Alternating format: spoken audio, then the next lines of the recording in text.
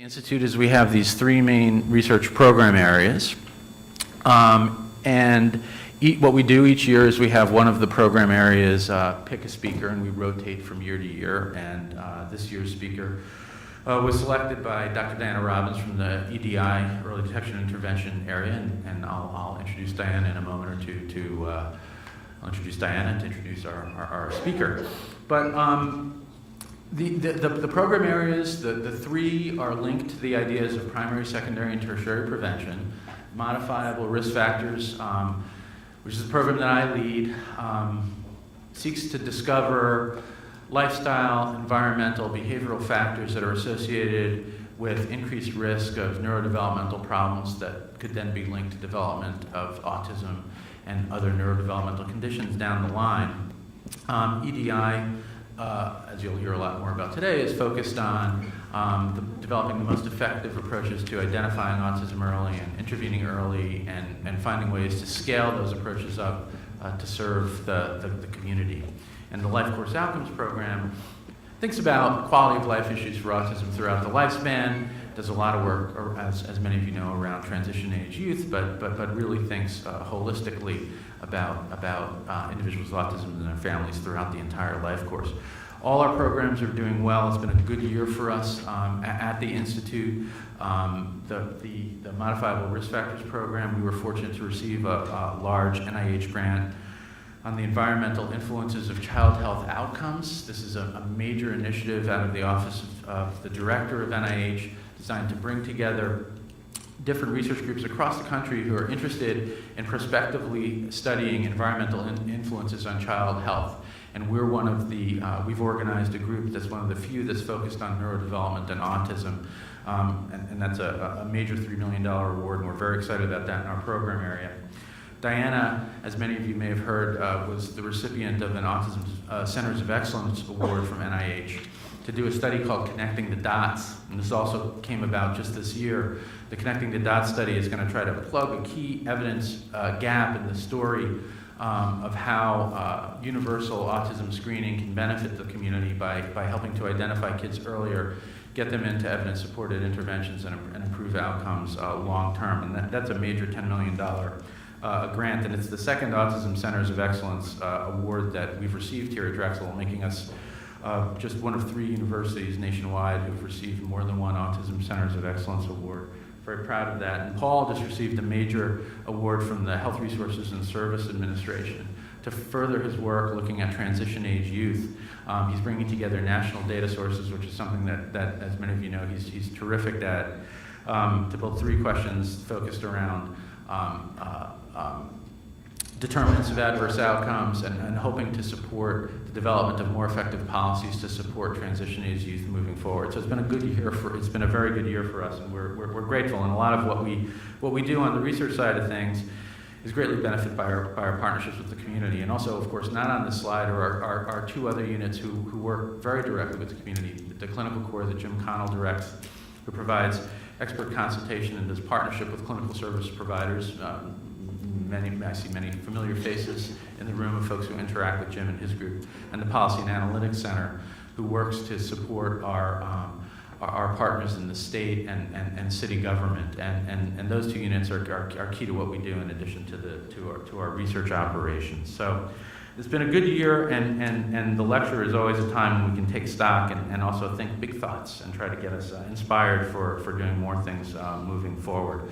So 6th lecture, this is the list of luminaries that have graced the stage before, and today you will not be disappointed because you're going to hear from Aubin Stamer from the UC Davis Mind Institute, and Diana is going to tell you more about Aubin and her work in a minute. But before we do that, I just want to mention an event that's upcoming here in the Philadelphia region, which if you haven't heard about it yet, you will hear about it. It's the Eagle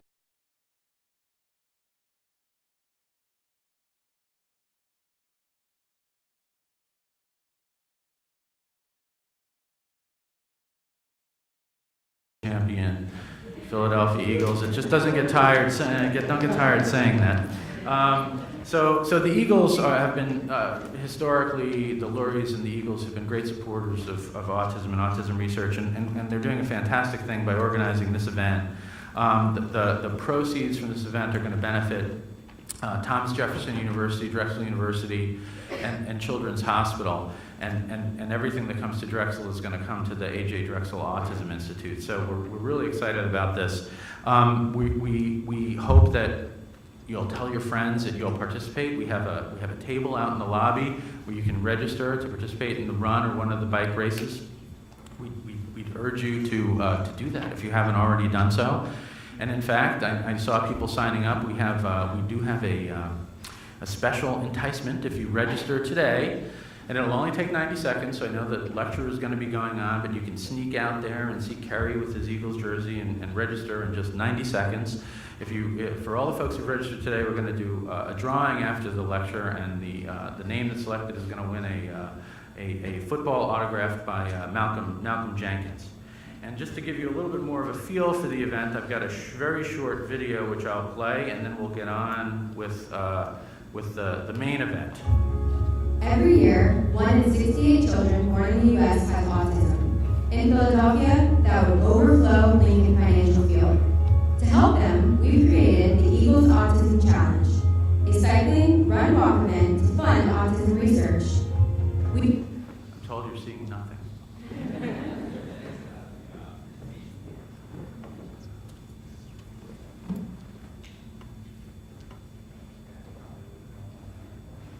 We did it 2 seconds ago and it worked fine. It's right here.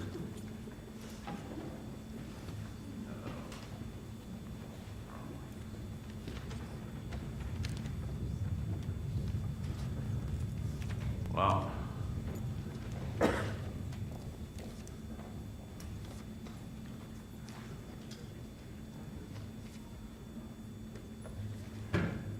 Try one more time.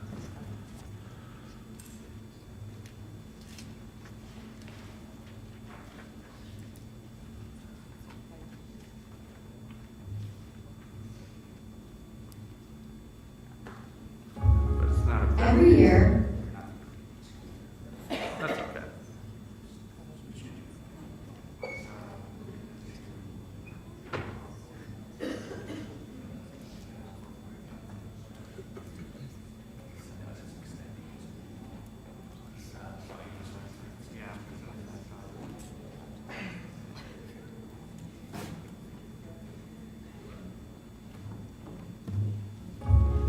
Every year, 1 in 68 children born in the U.S. has autism. In Philadelphia, that would overflow Lincoln Financial Field.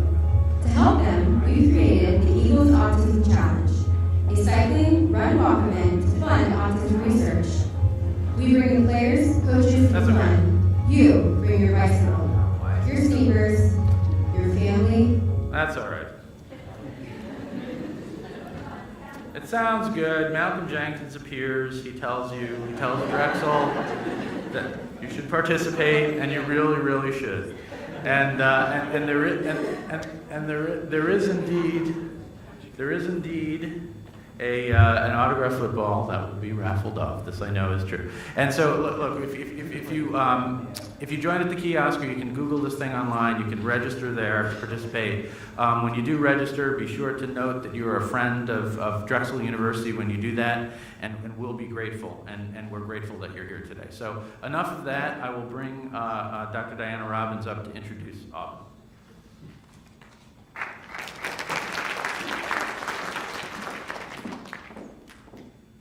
Good morning. It's so great to see so many familiar faces here, and also a lot of faces that I haven't met yet and hope to get to know soon. So it's my great pleasure to introduce my colleague and my new friend, Dr. Autumn Stamer, who comes to us from the University of California at Davis's Mind Institute in Sacramento, California.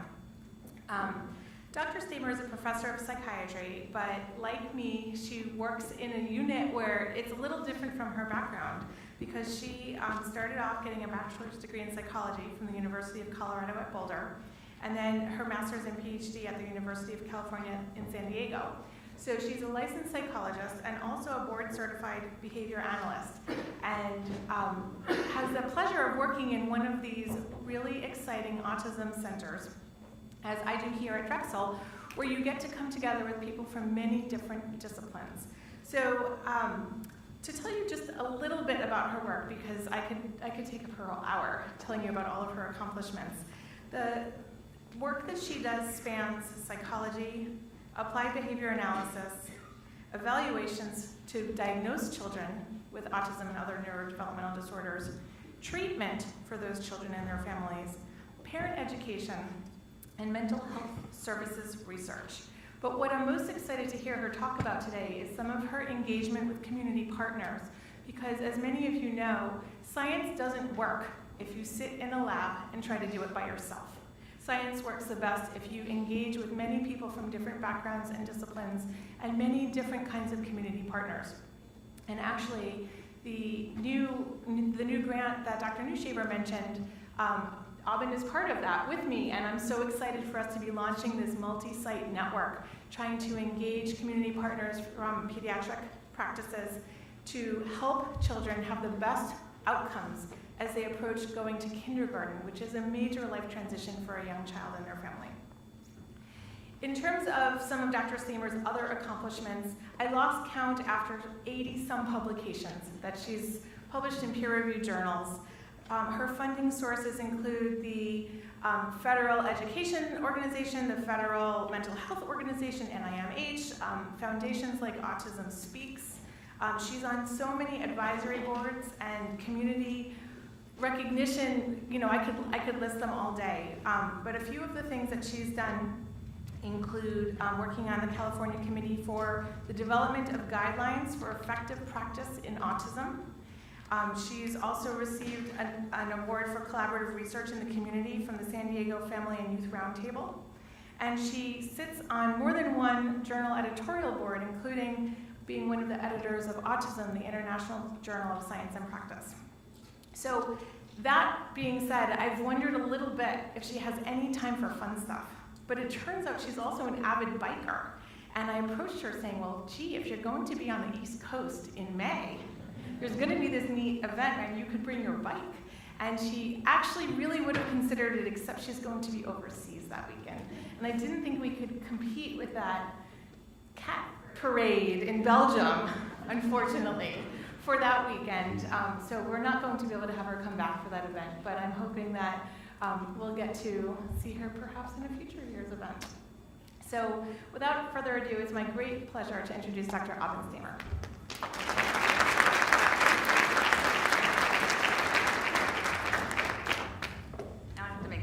Shorter. Thank you, everybody. It's so nice to be here. I absolutely would come. I've been waiting for an autism biking event in California, and you guys get one here first. So don't feel badly if you want to run out there and try to win that football. I won't feel badly. It's so great to be here. I love coming to Philadelphia. We were talking earlier, I have a rule that I only collaborate with nice people, and I have a lot of collaboration in Philadelphia. So I think you live up to your brotherly love reputation. So this is great to be on this project with Drexel. I see David Mandel in his lab here, and we've been collaborating. We decided that his kids were babies, so a long time now. So thank you for welcoming me back, and really thank you for not having a nor'easter today. Really, thank you. So I'm going to talk about communities today, and I'm going to talk about let me tell you. Let me see if I can make this work. So let me first see who's here. So I met a bunch of community people at breakfast, which was wonderful. So who's here who's like an administrator for a community program or a funding program? Anybody? We got some administrators. Who here who's a clinician, psychologist or OT or speech pathologist, teacher? Oh, lots, great. Who's here who's a researcher? Lots of researchers. Family member? Oh, that's great. Self-advocate. Excellent. Well, welcome. Anybody I missed? Cover everybody? Okay, great.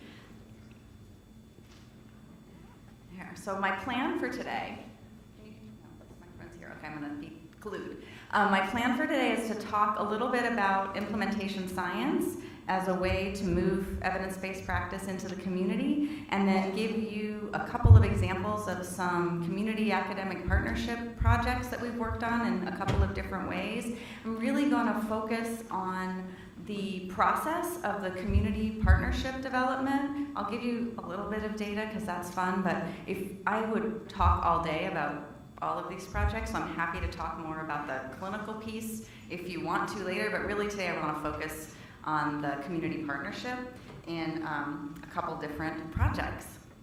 And then hopefully talk about how all these different groups can partner together to move things forward in a way that's a little more relevant both for the research team and the community. So, the traditional research pathway. I think if you were here a couple of years ago when Brooke was here, she probably talked about this. And our usual way of having basic researchers really start to think about things in their very smart ways in their universities and then translate those into clinical programs that will help, in our case, individuals with autism to do better. And the idea was we would do these efficacy studies in clinics with kind of a narrow range of kids and get really controlled results and then move them out into the community and do effectiveness studies and see how well they work there. And that has been the traditional plan, and that's what we've been doing, but there are some challenges with that plan. And the biggest challenge, I think, is what has been called the voltage drop of what happens with the effectiveness or efficacy of these interventions. So we might do an efficacy trial where people bring in kids or families or whoever the population is, and they have very clear diagnoses, maybe even excluded if they have a lot of other diagnoses, and well-trained, probably graduate students, are doing the intervention, they're at Fidelity, and we get really nice outcomes from many of those interventions. Then we go out in the community and the researchers train maybe community people, or even the researchers do things in the community with a little bit more broad population and a little more messy environment, and our outcomes aren't quite as strong. And then when we go and sort of scale up, right, we start training people in workshops throughout the country or whatever program we use, and the outcomes drop even further. And this has been demonstrated a lot in children's mental health services research and other areas, including autism, and so it's a challenge that we want to figure out how to address. So first of all, it takes a really long time for these programs to get in the community, about 17 years, and then when they get there, they're not working as well as they are in the research setting. And the point of the research is to get them to work well. I want to talk a little bit about that today. So the thought that we've got these research data and we're going to move them directly into community care in this lovely straight line, turns out it's a little more complicated than that, and there are some additional steps we might need to take, or different pathways we might need to even start with to get to where we want to be. So how do we do that? We add in this other little box called implementation science, which we've been adding in now for maybe close to a decade or a little longer. It's a relatively new area of science, but now is being really recognized by the National Institute of Mental Health. And look, my arrows go both ways now. And I think that's a really important piece, that we're really trying not to push things out from the university into the community, but work collaboratively so things work from the beginning, because it just seems really futile to develop things that aren't going to work, right? So that is what I want to talk about today, that little orange box. So their implementation science loves a model. 64, I think, at last count. So just picked one today rather than review all 64. But they all have sort of a general theme around what we need to know to figure out at our community site what intervention might work and how to make it work for what we need. So it used to be we'd say, okay, what's the intervention? Let's train our therapists and use it. And now we think about how that intervention fits with the system, how it fits with our organization, how hard is it to implement, are the developers willing to kind of work with us on adapting it? And then we also think about what they call the outer context. What do a lot of funders here, right? What's your funder going to pay for? What policies and regulations does your state or county have that you need to follow? Does the intervention fit with that? And what do families, in our case families, kids, individuals with autism, what are their goals and what do they want from service? All that's really important before you choose an intervention, right? And then you also have to think about the agency or the inner context of who's actually getting that service. Is the organization prepared to provide the training and support needed to implement this intervention? That's going to depend on that complexity, right? Are the individual providers the providers that are supposed to be using that intervention? Some interventions have to be implemented by a speech pathologist, for example, or other interventions maybe you need somebody with some behavioral training. What kind of training do your providers need for that intervention? Does that fit? And what kind of children and families and participants are you working with? Who comes to your clinic? And is this intervention a fit for them? So all of these things need to be taken into consideration. It's a lot of things, right? A lot more than just, does that intervention work in my clinic in the research room, right? So these are the kinds of things that implementation science is trying to figure out. It's taken some time, but that's the direction that I think is good. So in autism, we have lots of lists of evidence-based practices that are available, especially for young kids. Gets a little more sparse as we get older, but we're working on it. So we have, I think, enough of a kind of battery of interventions that we're ready to figure out how to implement them in community programs. How do we do that? And so do we have these same challenges that we see in mental health services research? We do see that voltage drop, right? So when we compare how much progress kids are making in a university-based trial versus how much progress they're making in what we call usual care, there's a big difference. That's the kind of comparison group, even when the programs are implementing name brand practices that have some evidence. And so we do have this challenge. So why do we have this challenge? It depends who you ask, right? So we've got frustrated clinical researchers saying, those providers, I gave them this manual and they are not following it. Right? That's why it's not working. And then providers are like, why are you giving me this manual? It does not work. I have kids in my program that do not look like the very well-behaved children that are in your research study, and families that cannot get to a research institution. And so there's sort of this mismatch between what's being sent out into the community and what works in the clinic. And so somehow we have to figure out how to make things work together. So we could pretty easily say, make your intervention easier, okay? So that the providers can have fidelity. And so maybe the intervention is have the kids sit at the table, but that may or may not be effective, right? So we need to make sure that when we're making it work in the classroom, we're not losing the efficacy of the intervention, because that's a problem.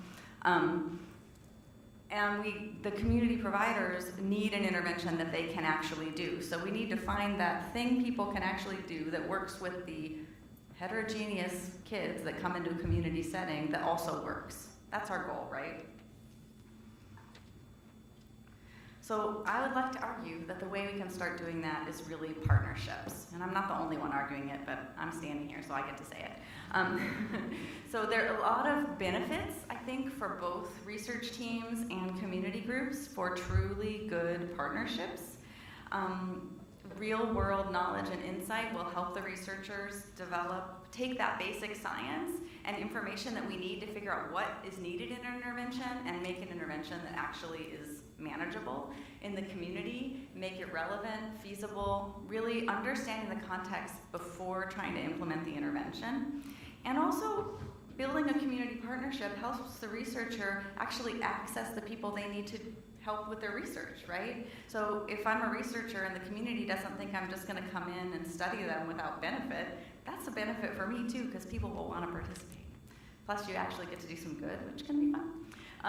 And then communities can actually really gain from these partnerships as well, because oftentimes the research funding will pay for training and evidence-based intervention for kids in the program, training for clinicians, teachers in the program. You get someone who can come in and measure the effectiveness in your program, and hopefully, if it's a good partnership, feed those data back to you so that you can make changes, because you don't have a research assistant there to collect data on all your programs.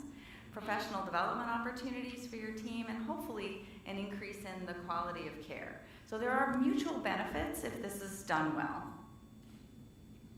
So what is this community academic partnership? Amy Drahota, who was also one of your, I don't know, spoke somewhere else here recently, who came, she did a survey of community academic partnerships in research and found about 50 articles that talked about these kinds of partnerships across different areas, not just in autism, who actually measured the partnership piece. So it wasn't just, oh, we got this partnership to implement this intervention. They were actually measuring what was making a good community partnership. And about half of them indicated whether it was the community member or the researcher that initiated that partnership. And so of the ones we knew, and about 19% of those 50 cases, the community really initiated the project, and about 20% the research team initiated the project. That's a little closer actually than I thought it was going to be. So this is projects that are initiated on both sides, and then thinking about what worked well and what didn't. So we don't have a lot of studies, for example, comparing an intervention that's implemented when a community partner was involved versus not. In most of the studies in this review, really it's people talking about the lessons they've learned and how things went. So that's what we've got right now. So that's what I will share with you. And I'll tell you a couple of stories. But really this whole community partnership building is a lot like dating. And so I think I will use that analogy to help us figure out how to find a good match. We don't have an app for it yet, but maybe after this, one of our community partners can build one. So strong partnerships really need, like a good relationship, trust and respect, super important. So what community members don't want is a researcher coming in and saying, this is what we're gonna do. That's not helpful. That's the same thing we've been doing for decades, right? And what researchers want is an open community that's kind of willing to think about things in a different and innovative way as the researcher's trying to look at something new. There has to be mutual benefit for everybody. It can't be one-sided, and it could be one-sided either way. Frequent and effective communication, of course, and shared vision and somebody to lead the project. Someone who's really willing to, while you're being open and collaborative, someone has to champion the program. Having clear roles and functions for everybody so they know what they're doing. We talked a little bit this morning about coming together for meetings, which is great, but having tasks and clear roles, vision, and plans really keeps a group together. Some way for conflict resolution, because there always are going to, if you have a good community partnership, people will have different ideas about things, and this is good because you're trying to be innovative, but then there needs to be a way to resolve those conflicts without dissolving the partnership. And then, of course, the main goal is positive community impact. Kind of the opposite things make it not a great partnership. If people aren't clear, if there is not good communication between the research team and the community partners, if people are inconsistent about coming to the meetings and then inconsistent about what the expectations are of what they're supposed to be doing, if there's too much burden, especially for community groups. So the researchers, this is sort of like their thing, right? They want to do research on this. All you community folks have actual jobs. And so it's hard to add this on top of it. Common language and shared terms was really important because a lot of times people might be talking about the same thing but using different language. So making sure everyone's talking in a similar way with a shared vision and, of course, building trust. So those are things we're looking for in a good date. And in general, community partnered participatory research is often what this is called, and I'm going to show you the process that it usually goes through before I talk about the two projects because they go through kind of a similar process. So typically, when we're doing community partnered research, you want to first build a partnership. And so I recommend that this happens long before a grant call comes out, either a community grant or a research grant, and one or the other of you needs to find a partner on the other side of academia or the community. You want this to be something you start to build with a goal and then look for a grant rather than, Friday before it's due on Monday calling a community partner and asking for a letter or vice versa, right? So you want to really build this collaboration, and I'm going to talk a little bit about this, but lots of different levels. And then you want to learn from each other about what's happening in the community, what the context is from the partners on all sides. And I'll talk about that, but community partners can learn about research, researchers can learn about the context, and that is really takes some time, and that's where you can build that trust, right, and come up with that shared vision. Then whatever you're going to do, and I'm going to talk about intervention development today. There are lots of different things you could do in community partnerships, but again, I get to stand up here, so I get to pick. So we think about either adapting an intervention or developing an intervention and figuring out what you need to make it work in the community and going through some processes to pilot test that and make sure it's going to work. Because remember, we can make something that's easy to implement, but we also want it to work. So this is where we figure that part out.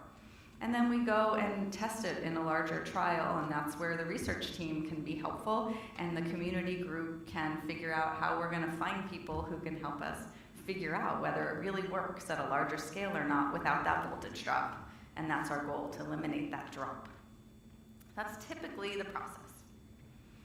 There are different levels of involvement communities can have, right? So if this is our sort of more researchy side and more community side, we can have researchers that say, I'm doing community research. I told the community exactly what I'm doing.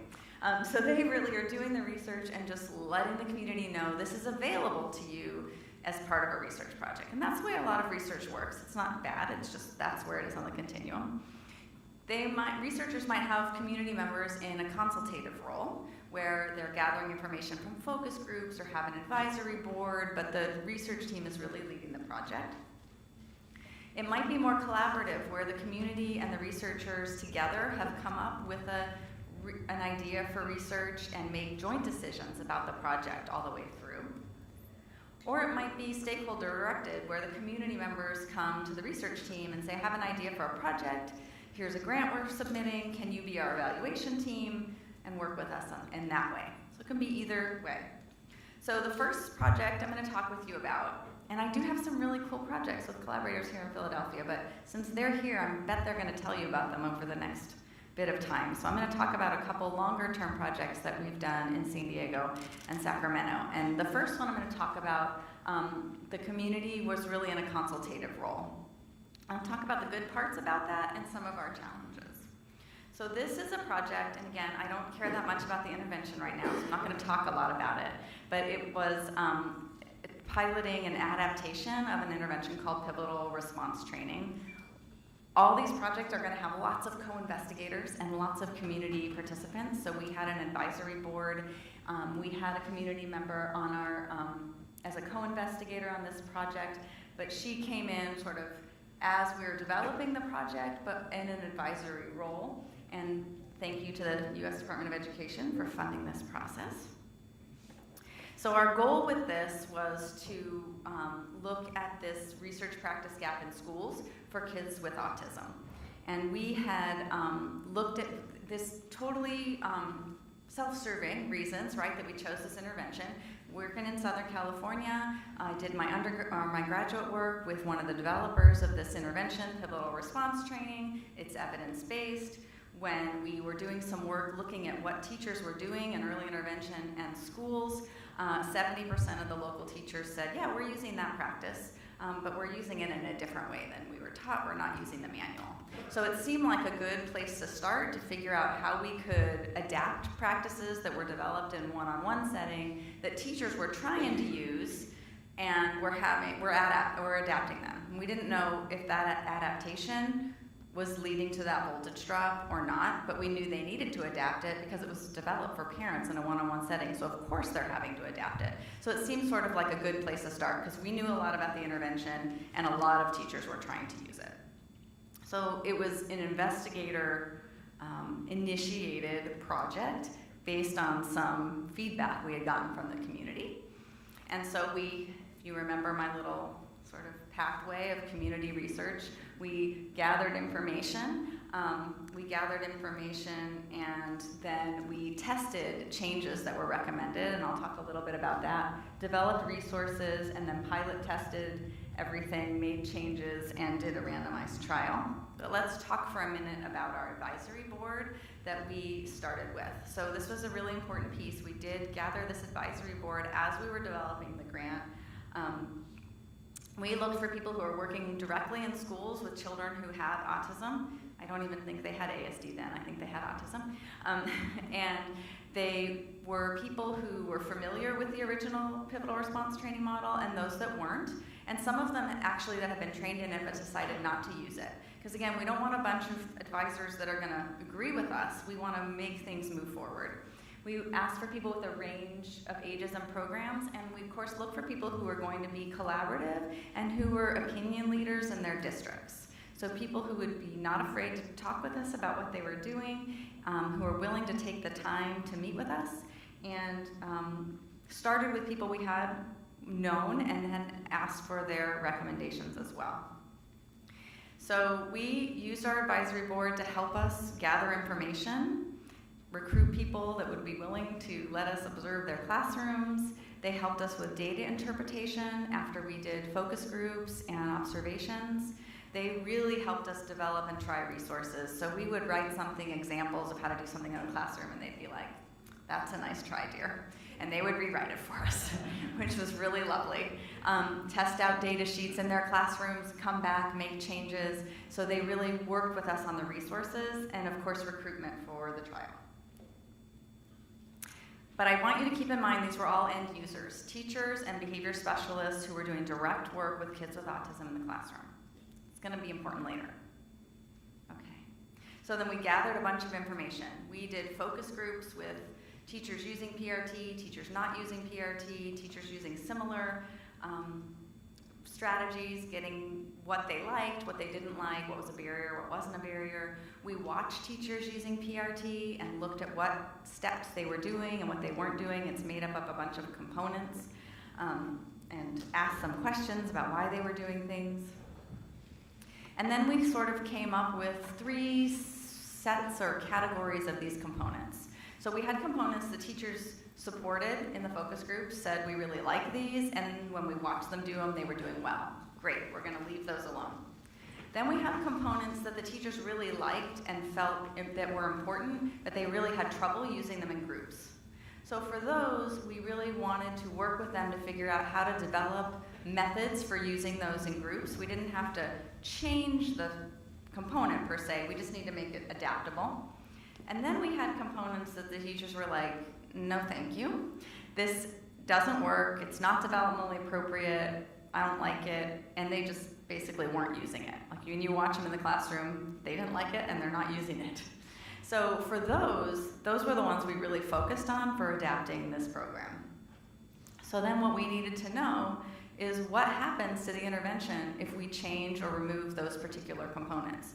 So we actually went back to the lab, and my colleague Sarah Reith did a series of studies looking at the components that the teachers basically were like, "That's not going to happen." For one of the components, really the most complicated component, the teachers were spot on. The studies had been done in older kids who hadn't had early intervention, looking at this particular attention component, and we were actually able to, for a majority of kids, say, "You don't need that, and here's a way to test if you do need it for kids who aren't making progress." That was my favorite part, to be able to go back to the group and be like, "Oh my gosh, you're so right." And then we had a couple things that we tried to change, and it really did affect how well kids did with particular tasks.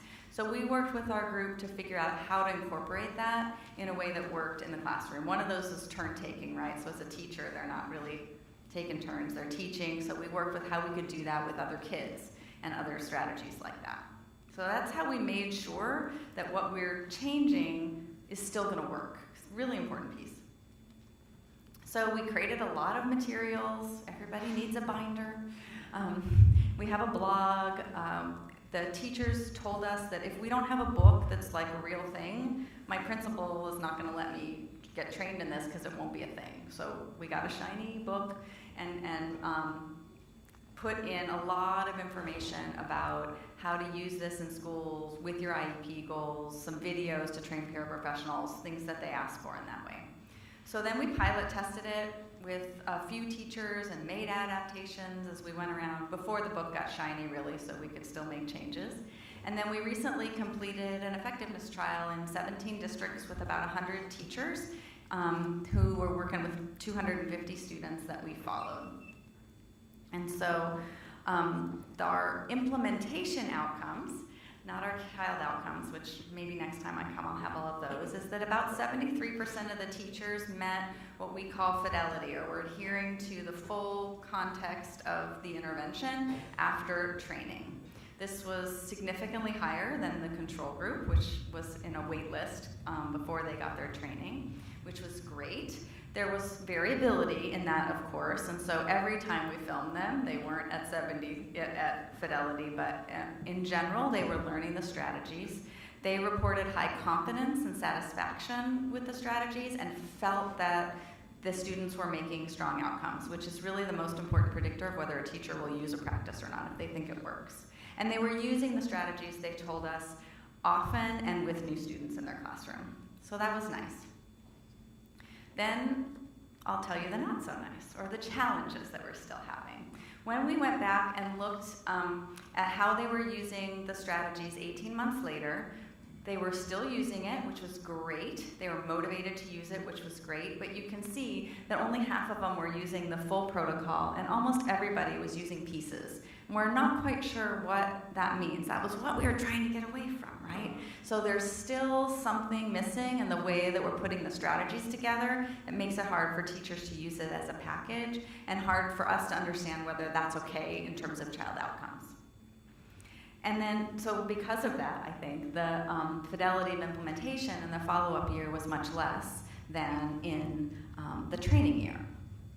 So these are the challenges that we're trying to figure out now. So remember I said that we only had end users on our team. So in this project and in another project where they were doing a similar trial in community mental health, I think we had really similar results. And so we got to put our data together and kind of think about what is different about the teachers who maintain fidelity? What is different about the teachers who had really consistent, strong fidelity? And we found two things across both the studies that made a big difference. One was provider engagement, and that sort of means how into it were they, but also did they have time to participate? Did they feel that it was worthwhile? Were they open to innovation? Were they practicing the skills? That was one thing. Were they open to coaching?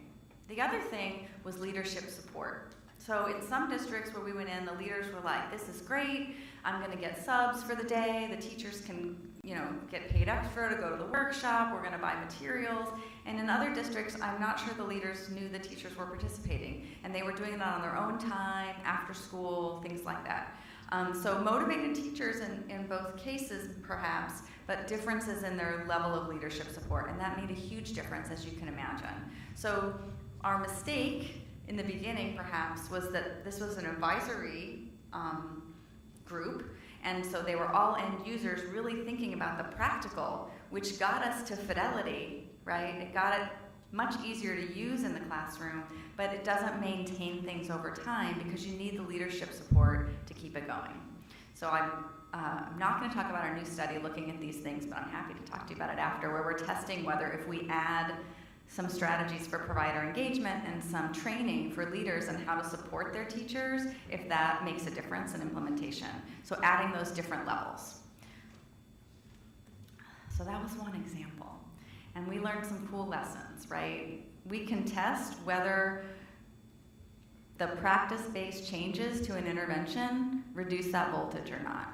And in this case, we really eliminated a super complex part of this intervention that is not necessary and probably not appropriate for a lot of the kids based on what the teachers told us. And we could test it. Presentation is important. We needed a book. And teachers were so willing to work with us and give us information. So just for researchers out there, people are willing to help and really happy to listen. We need more work on figuring out how to provide sustainment. Just training people who work in organizations to go and do things on their own is not enough. They need some leadership support to help them. And we also need to figure out kind of what level of fidelity is good enough, and are those adaptations, are they making those adaptations based on characteristics of the child or the activity, and are they sometimes okay? And that's really kind of a challenge for us as researchers to measure, and those are the next steps that we need to figure out to make the interventions easier and effective. Okay. It's hard to stop for questions in here, so we'll do it at the end, but it feels weird not to. Hold that project in your mind. And now I'm going to tell you about one of my very favorite projects where we really are in the collaboration stage of this. And this is a project called the Bridge Collaborative. Again, lots of co-investigators. We have a couple of community providers who are co-investigators, and then this group of community providers, which is across many levels. Thank you to NIMH and Autism Speaks for funding this project.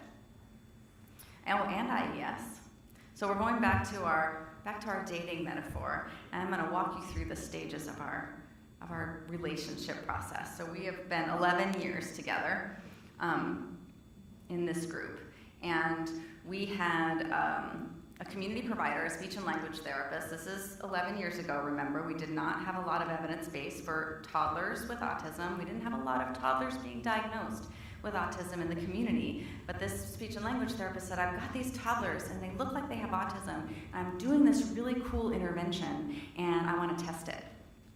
And then she came and talked to our research team about it. And then we had our Part C funding agency early intervention person saying, we have all these kids. They're like 18 months old, 2 years old. They look like they might have autism, but we're not really sure what to do with them. And so the three of us kind of got together and thought, we need a plan, right? Do we want to test this new intervention, or what do we want to do? Let's get some other people in our community to help us figure out a plan that is going to work around our community. So we invited lots of different community providers from different fields to help us, who might be involved in treatment of very young children with autism. We invited some researchers who had experience in community-based research. We invited some other funders who might, at the time, insurance wasn't funding a lot of autism, but we wanted them to. And we invited families who had children with autism who had been through the early intervention system from a variety of cultures. So that's how we kind of got people together. We invited opinion leaders in a variety of areas. So in our community at this time, we had people who were really behavioral and wanted to kind of bring behavioral research, either really structured or naturalistic, to younger ages. And we also had people who were really wanting to do relationship-based interventions. And so we invited opinion leaders from both those groups into this collaborative because we wanted something that was going to work in the community as a whole and not be divisive. That was our goal. And so we really brought people from both sides in, which I think is important. Not simple, but important. And then we started dating a little more. We brought everybody together. We started sharing information. So we shared information about what the research said about toddlers with autism, which wasn't a lot, and toddlers in other fields that might have some similar things. Each community member shared information about what they were doing in their practice and what their favorite intervention was, so we could see where the overlap was. And that built a lot of trust for us because everybody took a role as an expert in what they were doing. We also ate a lot, and this is not to be underestimated. A lot of community folks couldn't even take payment, right? Bring food, I promise you, it helps. As you may have noticed at breakfast this morning. So we ended up developing a set of common goals. We wanted to think about what works in autism, what people are doing in the community they thought was working, and what the research said in 2006. What fit the families in our community and what our community was willing to provide, both in terms of training and what the expertise was and what we could get funding for, right? Because these are all community agencies. It's not a research team that has graduate students. We need actual money.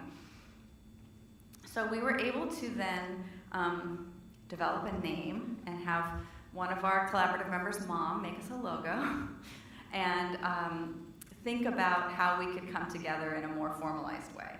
And at that time, it was nice. There was a grant call from NIMH about community collaboratives. And so we made a little bit of a bigger commitment and built this grant to think about how we were going to build capacity, review more systematically the literature, and get community input from our top intervention choices, and adapt the intervention we chose, and then pilot test it. And so this has been our process. So moving in together. We had the top 3 interventions, some relationship-based, one relationship-based, one behavioral, one in the middle. And we had the intervention developers come and talk with us, and we gathered evidence about them, and we gathered community feedback about them, and we were going to bring it all together and pick the best intervention. But remember those camps, right? So even though everyone's very open and very collaborative, people still had the intervention that they wanted. So we got a relationship counselor. We actually had a mediator come in and help us make choices. And so she had a really great process that we went through of kind of talking about the different things we liked and didn't like, and using these dot things and exercises to come up with an intervention. And I am 100% sure in my mind that this kept our group together. We did not lose any members, even though no matter which intervention we chose, people were going to be sad, right? We were able to really come together and pick one that we felt was best for the community, even though some people didn't get their favorite. And then we were able to we met a long time with the intervention developers of each of these interventions, because we were a little bossy and we wanted to be able to adapt them for the community in a way that would still be effective. And so we picked an intervention. The intervention developer was willing to let us work with them, and we developed some materials specifically for toddlers for use in our community. And then we've done some studies that I'm not going to talk about today because we're talking about partnership. But it's been great. And so we've measured partnership synergy along the way, because remember, our first grant let us actually look at the partnership piece. And this is a measure that we do every year, where we rate on a Likert scale how satisfied we are with the partnership, the impact, what the trust level is, our decision team, our research team, our organization. We send it to people who have left the partnership as well. So if they left for a reason that we need to know about, we try to get that information. So people were pretty satisfied from the beginning. We are pretty pleased with ourselves. And you can see the lowest scores are in impact, decision, and organization. And as we go through year 2, it gets a little higher in those areas. And then by year 4, we're feeling pretty like our impact is getting there. We saw significant changes in impact, the decision-making team in the organization. I think when we started, we were trying to be super duper collaborative. And we were so collaborative, we didn't take leadership. And finally, the community group was like, you have these RAs and graduate students, and could you just make an agenda? We'll tell you what to put on it, and organize the chairs and get the food and just lead the meeting, okay? We'll tell you what to say, don't worry. And that really helped. Then they could come and give their opinion but not have to worry about the organization, because it was easier that way. We also looked at, remember we had that continuum, so there's this cool measure that measures what people think in terms of the role of the community versus the research team in different levels of the research. And so in developing the initial goals, the research activities, using resources, that's a really important one, because often the grant will come through the research institution. You need to make sure you pass out some money. Evaluation, success, and sustainment. So you can see the red is that consultative model, sort of like we did in the last project. Cooperative is green, collaborative, and then community control is yellow. So you can see, can you? There. So in the research activities and initial goals, people felt like we were pretty collaborative or had some community control. The use of research, use of resources seemed a little more weighted toward the research team. Evaluation methods also. Success indicators, I think because those were outcome measures, were more collaborative or cooperative. But you can see that sustainability really is in the hands of the community. So that's our how we measure that, and this was measured about midway through our process. So sustainment, we have 86% of our initial members still active. I've moved out of the city and I still Zoom into the meetings because I can't miss them. 90% of the agencies have participated in an ongoing way throughout the 11 years, even when we don't have funding. So they'll participate. We have monthly meetings kind of no matter what, and the agencies have been really wonderful about committing to that. We've had 2 federal and a foundation grant. We now have a training contract with our early intervention funders. Part C and commercial insurance funding to fund the program, which is a parent coaching 12-week program. We've got also productivity in terms of the kind of research measures of productivity. We've gotten 7 peer-reviewed articles and 2 book chapters. One of the book chapters was led by one of our community partners, as was one of the peer-reviewed articles. And they're on that. We have 3 community partners that love to be on papers and contribute, and the others kind of don't find it exciting or important. So that's how we work together on those based on their needs. We have a community training program that's now available to other people in the community, which they want to do because it's funded. And we've done lots of presentations led by both community folks and the research team, probably about 50-50. So community capacity of children getting this service in our community. In the past year, we had 2 agencies when we started kind of midway through the project who were trained in this intervention, and now we have 9. I think this actually might be higher as of last week. And children, we served about 20 children with this intervention in 2016, and we served 60 in 2017. And that's because our regional center was part of our team, and they're really, really committed to this program.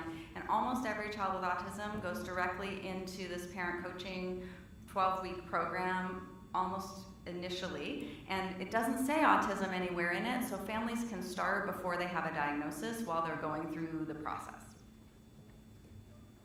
So we're excited about that. Next steps for us, kind of this, I like this goal, staying sexy. So now how do we sustain our group, right? We've got this intervention, we're there, we're sustained. What do we want to do next? And one of the things we do is sort of change the length of our meeting based on what we're doing. Sometimes we need 3 hours, sometimes we need an hour. But we're really now moving to increasing access to traditionally underserved families. So this new contract with our developmental services agency is to go out and work with families in rural areas who are mostly in San Diego Spanish speaking. And in our trial, we had about 1/3 of the kids Spanish speaking. So we've been looking at if we need to make any changes in the intervention for different types of families.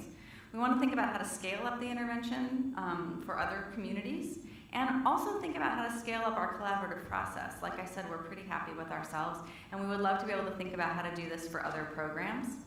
Our group also does a lot of work on other collaborative projects. So we have some programs now looking at transition age youth and different programs. So people from those agencies, either from our group or others that might have more experience with that particular area, have been really willing to serve on other groups to try to do something similar with other interventions. And I think that keeps us excited and ready to move forward. So this is our year 9 partnership synergy, and you can see it hasn't gone down, that blue bar. It's stayed about the same in all the areas, so we're still going strong. So lessons that we've learned from this. Our collaborative model has been really productive. I think a lot of people feel like it's not, and we've had really good luck in having a collaborative model. It is not fast, however. It takes some time, it takes commitment, it takes humility, and building trust and making sure everybody's needs are getting met. So the trust, the having specific tasks, really clear expectations, and a strong leadership structure, and within that, a lot of flexibility are really important. So are you a person who would be a good community partner? I think this is what you need to think about when you're deciding. Maybe you don't want to be, and that's okay too, but the things to look for in a partner and to look for in how to be a partner is to be a good listener. I think that is all of us a challenge. Have knowledge that you want to share with the other people, and also have things you need to learn from the other person. Really important. Have the time to commit to it, not just for the duration of your grant or the duration of your clinical needs. Be flexible, because the other group's going to need you to be. Have snacks. Really important to have snacks. So what are you going to look for in a good partner? So if you're a community person and you are looking for a research partner, you want to look for somebody who understands that your timelines may be different than the research timelines. You want someone who has an interest to, that their research interests fit with your community needs. So if you're a community person thinking, oh, I'd like to try a research partnership and find a researcher, you want to find somebody who has some similar research interests already. They're going to be much more motivated, right, than someone who doesn't work in that area. Someone who can provide some good structure and organization, and someone who's willing to listen and accept input, and who's willing to provide the community partners an understanding of research and what the research process is and how to do good research. And someone who's willing to hang out with you even if there isn't a specific grant that they've got right now. So they'll spend their 2 hours a month, just like you will, without somebody paying. For a community partner, you want to look for, as a researcher, communities who are willing to work with research timelines. They are much longer than community timelines, and so there needs to be some tolerance on both levels. And their goals need to be similar. So you don't want to go to a community organization with very, very different goals from your research goals. You want people who are going to be able to commit to attending meetings and to provide input, so people with strong enough opinions that they're willing to let you know what they think and know the context of where you want to put this intervention or where you want to build the goals. And then people who, again, are willing to share their funding and commitment beyond. So, we've had some challenges where most of our community organizations are all in. But there are community organizations we've worked with who, after the training part, they got their training, then they're done with us and don't really want to do the trial part where we see if it works. For a variety of reasons, but these are the kinds of things you want to think about as you go into it. Or researchers that have gone into a community, done their research, gotten the data, and then there's no support left and no feedback about what happened. Both of those things aren't that fun, and so this is the kind of thing where if you build the trust in the beginning, you won't have that happen. And you want to bring snacks. So the goal with all of this is really to take our information jointly to increase both our research impact and our community capacity. And I really think this has been my favorite part of all the research projects I do, or the work I get to do with the community together. It's just super fun, and I think it's rewarding if it works well. So my goal for you all is that you go out and give it a try after this if you haven't already. I know a lot of you here in Philadelphia already have and probably could do this lecture too. I was really excited to hear all of the work that's been going on already. So thank you very much.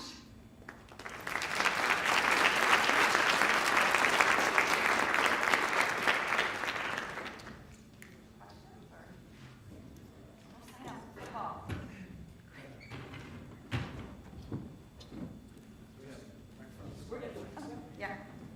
Yes, I think we have time if anyone has a question.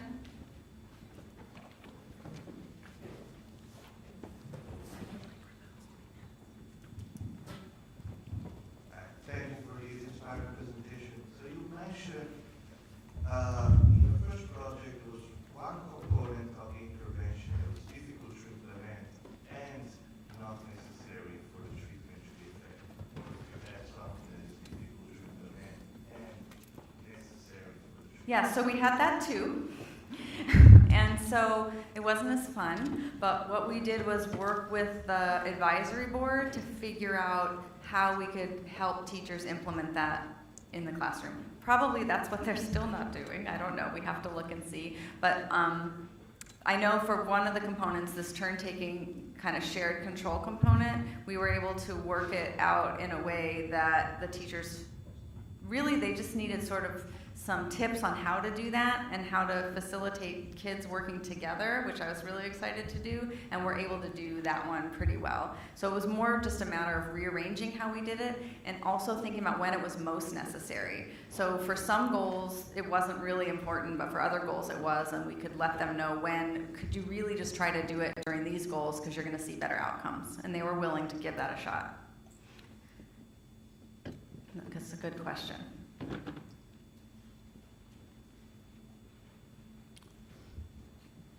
David, have a question? I'm a parent and have been involved, my son's 20 now, have been involved with one of the many advocacy groups in the local area. How do you see a place, what would you suggest to people involved in parent advocacy groups for what they can do? Mm-hmm. What would be the most effective? So on our Bridge Collaborative that I talked about, we have members from parent advocacy groups. So we have parents who are we have a parent who's a member of the local parent advocacy group, another parent who is works for one of the districts as a parent liaison, and so they provide input, and if they feel like they need to bring other parents to our meetings to kind of give us a little more input. So joining the collaborative as a full functioning collaborative member would be how I would see your role. Does that make sense? What about where there's not that type of a structure? Because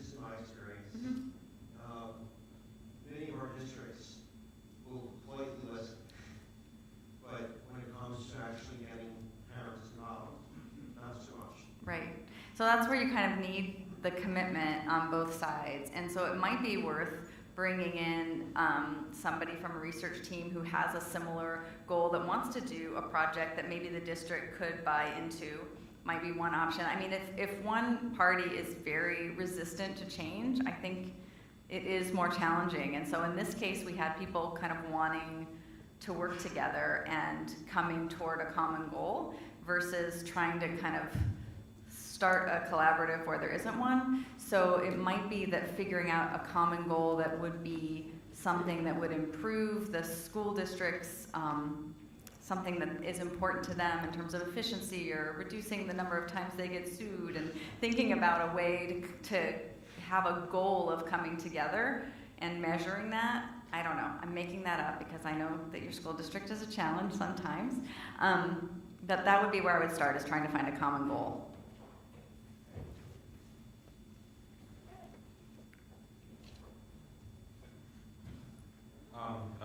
First of all, thank you for the lectures. It is my third time attending this event, and all of them were quite interesting. But I find your theme especially because previously I was working as a researcher, and currently I'm working as a teacher, and I see how things are disconnected. So my question is, so I'm a person who trying to find a research team or researcher who will be willing to participate or communicate and have relationships, right, as you described. What would you suggest to find this team or researchers who are willing to do that? Yeah, because it's a challenge, right, on both sides to find someone willing. So I would think about who in your area might be doing already research that might be related to whatever is of interest. The goal that's of interest to you is one way to start. Another way to get research or interest is if there's a community grant or collaborative grant that you can find that you could entice them to help you with, that also has funding involved. That's really a nice way to get a researcher involved. But I think really the key is looking for someone who has similar research interests to the goal that you're trying to meet.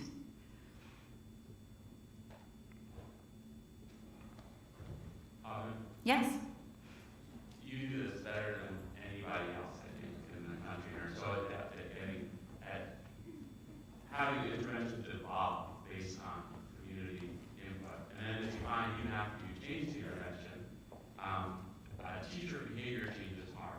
So even when you're taking their concerns into account and you're making the intervention earlier, you're still not necessarily getting the fidelity to the intervention that you want. And I wonder how you think about teacher behavior change and engaging the community in how do we change, you increase these evidence-based practice by changing teacher behavior broadly, separate from the issue of changing the intervention itself. Right. So one of the things that we found, and we're not the only ones, is that teachers, clinicians' attitudes toward innovation and evidence-based practice makes a difference in their fidelity. So one of the things I think will be really helpful is pre-service training that talked about the importance of research, how to decide if something's evidence-based, why it's important to learn new things and innovate in your practice, in your classroom. I think that's one huge thing, is getting people's attitudes ready to do something new. And then I think a lot of the challenge is really time and support. So changing the context in which they're doing things. Teachers with less experience were more willing to change their behavior than teachers who had more experience, maybe because the teachers with more experience were already doing a lot of things well and felt it was working, but maybe because they weren't as open to new practices. And so I think starting with that more general openness, even pre-service, is what I would think would give us the most bang for our buck. Did you have other ideas about that? We're also trying using some motivational interviewing strategies that are traditionally used in therapy in the context of our training to see if that kind of builds some buy-in.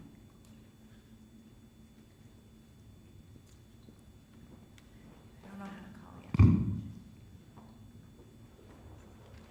yet. Do you, I guess specifically in the toddler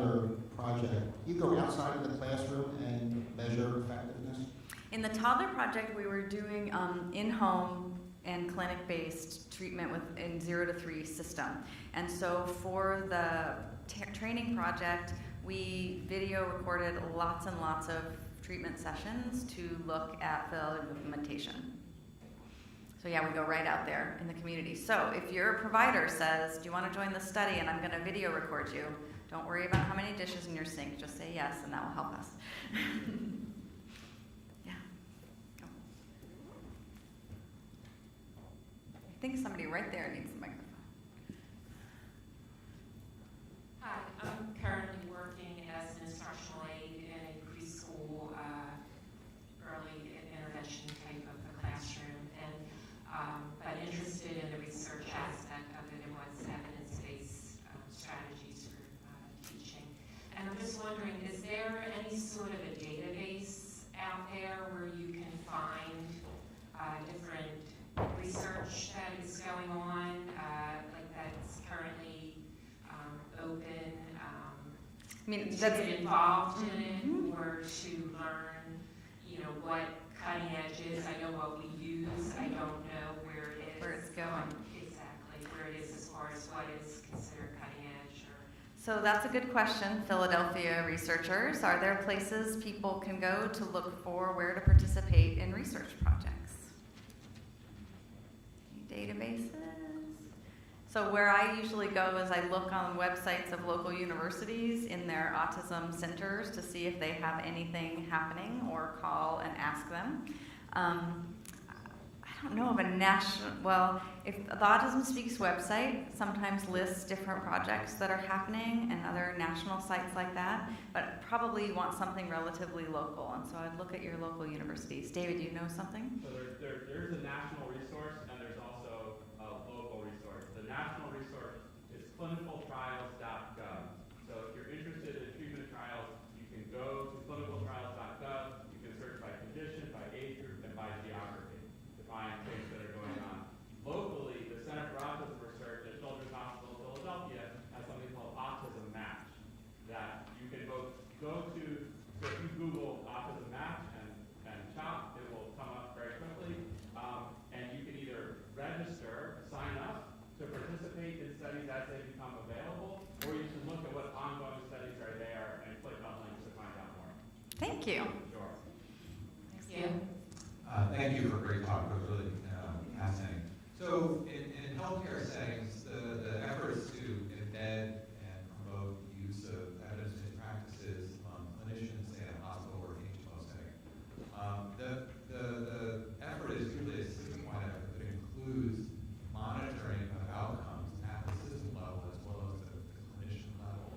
And so, I haven't seen a lot of that in our work in the world of autism in schools. And what is the role of sort of accountability and measurement at the school or the district level for actually seeing if outcomes are we moving the needle at the system level? Are rates of friendships going up? Are graduation rates improving? And what is the role of that feedback loop at the system level for incentivizing and influencing the likelihood that teachers, say, would adopt practices because they know that there's an accountability loop that's going to hold them accountable for actually improving their outcomes at the classroom level? Yeah, we're trying to look at that in California right now.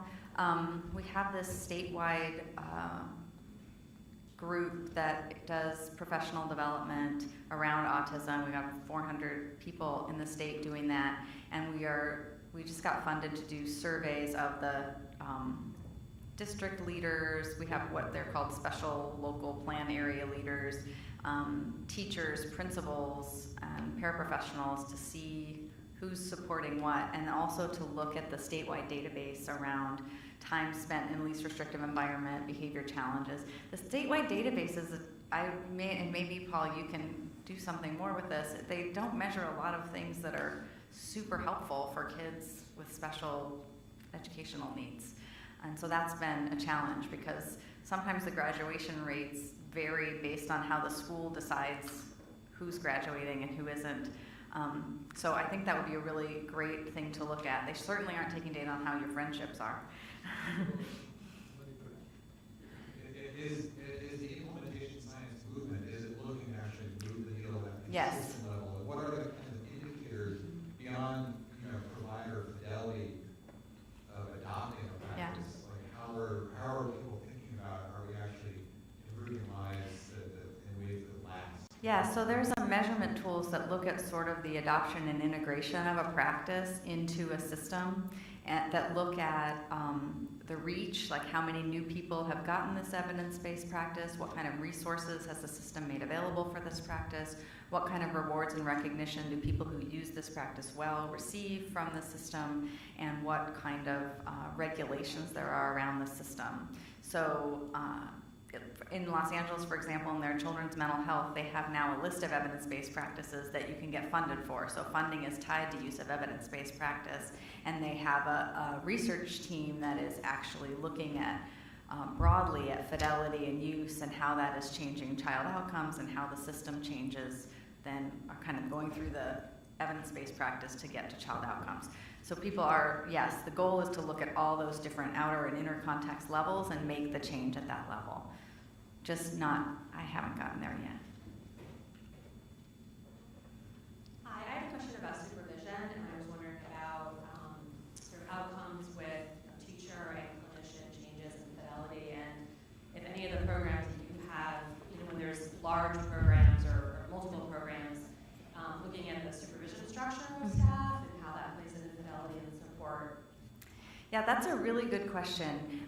We haven't looked directly at that, but in our sort of review of why we had variability in our fidelity, if there was sometimes a supervisor level person, sort of that leadership support piece, comes to the trainings, comes to the coaching, and then can provide ongoing coaching moving forward after the research team is done, and we support that if it's available, and that does really seem to make a difference for sure. For sure in my mind, because it's not, I don't have strong data for it, but it's definitely correlated with those people who sustain the practice more, to have that support and to have a champion of the intervention in their district. One last question.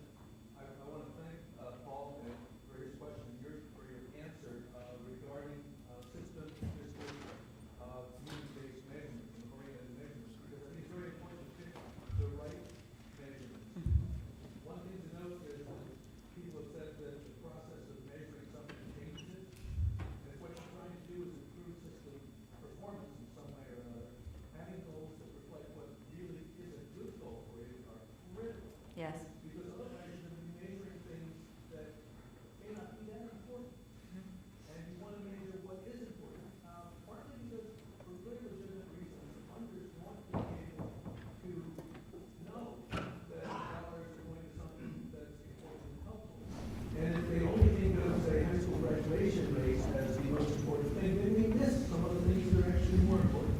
So I just want to comment on that and say thank you and see what else you want to say on that. Right, so he was saying, I don't know if you could hear that having measurement that's relevant and important is key to community using an intervention. And so I think that's where the community collaborative is really important, because my research measure may not be that important to the community outcomes. And so having measurement outcomes that are relevant to what's going to happen out in the real world is very important. And that's where that collaboration, I think, really helps.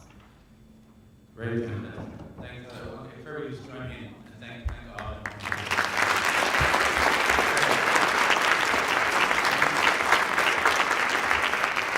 And now it's our Brian Hammond coming up and pick the name of the winner of the, here it is. Brian, if you want to say a quick word, this is the video. We had a video to help. You say a quick word about the challenge, inspire folks, and the name. I'd love to. What a wonderful presentation. I'm so happy to be here. Ryan Hammond, I'm the Executive Director of the Eagles Autism Challenge. And I'm very excited to, really work on behalf of Jeffrey Lurie and help make his dream become a reality. His first was to become a Super Bowl champion, which is amazing that we were able to accomplish that goal. But second is really to make Philadelphia the center of autism research and services. And we have 3 very worthy beneficiaries, Drexel being one, so really happy to share this day with all of you. But again, bringing these dollars and investing in research in Philadelphia that helps make us, the best around the world. So our goal is for all of you to sign up. We have a 5K, kids under 12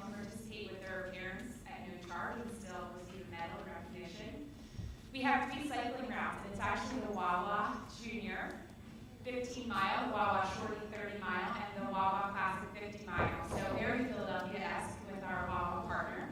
And again, it's a great day. What makes it unique is not just that we're raising money and we're bringing people together, which is kind of the tone of this message today, but also it is the fact that it's partnered with the Philadelphia Eagles, and every single player on our team will be there that day. Our coaches, Jeffrey Lurie, the Lombardi Trophy. So it's not just about an event and raising money, it's about coming together and having a really unique experience with our team. So with that, I will pick the winner of Malcolm Jenkins football. And there is a certificate of authenticity. So Anna Mosey. Congratulations, Anna. Thank you for signing up. And I'll give you a sneak, announcement and a preview. Next week there'll actually be a cycling challenge. So if you're signed up to be one of our riders, the gifts will be matched dollar for dollar towards your fundraising goal, launched on World Autism Day. So stay tuned for that. All right, well, Anna, come get our football. Thank you all very much. See you next year.